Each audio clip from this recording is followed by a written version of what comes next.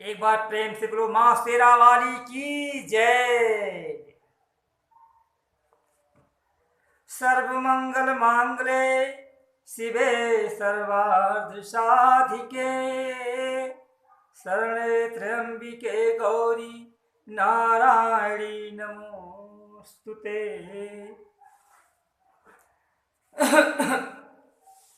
हरे ऊंचे पर्वत की माँ बसैया भगत के कष्ट मिटायु ना, भगत के कष्ट मिटायु ना।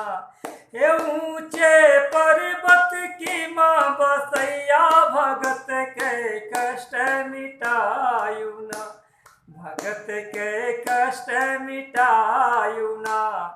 ऊंचे पर्वत की माँ बसैया भगत के कष्ट मिटायु ना।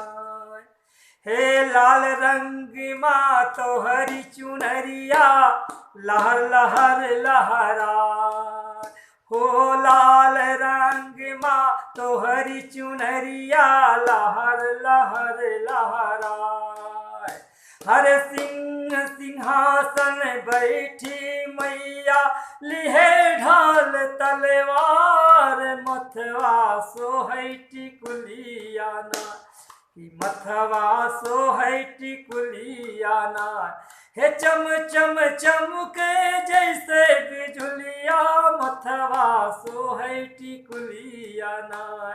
ऊंचे पर्वत की माँ बसैया भगत के कष्ट मिटायु ना। तो नीचे खाई ऊपर माई महिमा कही न जाए, नीचे खाई ऊपर माई महिमा कही न जाए, मैया महिमा कही न जाए। हाथ गदा त्रिशूल विराजे हो, हाथ गदा त्रिशूल विराजे, गले पुष्प जय माल, गजब दरबार लगायु ना, अजब दरबार लगायु ना। हे गूंजे मैया केरी भजनिया, अजब दरबार लगायु ना। ऊंचे पर्वत की माँ बसैया भगत के कष्ट मिटायु ना।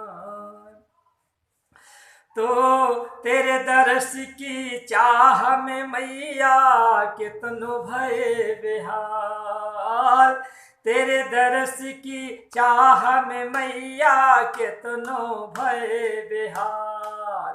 हरे कितनो भक्त जयकार लगावे लैके नाम तोहार, कितनो के कष्ट मिटायु ना, हो कितनो के कष्ट मिटायु ना।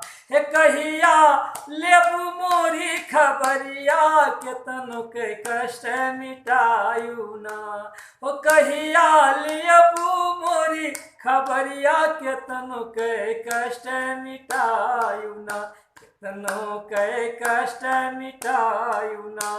हे ऊंचे पर्वत की माँ बसैया भगत के कष्ट मिटायु ना। तो पीले शेर पर बैठी मैया मधुर मधुर मुस्कान, हे पीले सियर पे बैठी मैया मधुर मधुर मुस्कान। हे वरद हस्त सिर पे रख दो माँ, बिनती यही हमार, अब ना देर लगायु ना, कि अब ना देर लगायु ना, अब ना देर लगायु ना। अब की राजकुमार कबारी, अब ना देर लगायु ना, अब ना देर लगायु ना।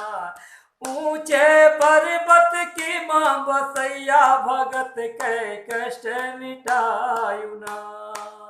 हे लाल रंग माँ तोहरी चुनरिया लहर लहर लहरा, सिंह सिंहासन बैठी मैया लिहे ढाल तलवार मथवा सोहै टिकुलियाना मथवा सोहै टिकुलियाना हो चम चम चमके जैसे बिजुलिया मथवा सोहै टिकुलियाना मथवा सोहै टिकुलियाना हो पीले सिर पर बैठी मैया मांद मांद मुस्कान हे भरत हस्त सिर पे रख दो माँ बिनती यही हमार अब ना देर लगायू ना हो अब की राजकुमार के बारी अब ना देर लगायू ना ऊंचे